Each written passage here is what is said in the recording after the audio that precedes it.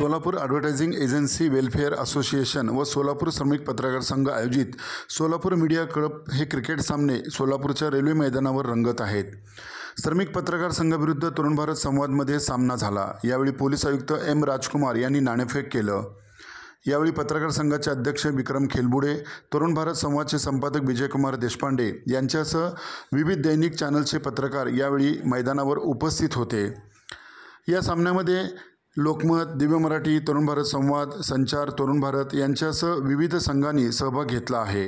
पाहूया या पत्रकार क्रिकेट सामन्यातील काही क्षणचित्रे। स्कोरबोर्डवर आपण जाऊया। 35 रन झालेले आहेत, 2 विकेट आतापर्यंत गेलेले आहेत।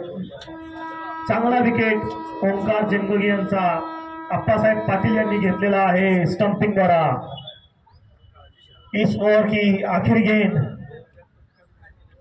श्री बॉलिंग कर रहे हैं। उनका नाम ही श्री है, उनके नाम के आगे और श्री क्या लगाऊं मैं।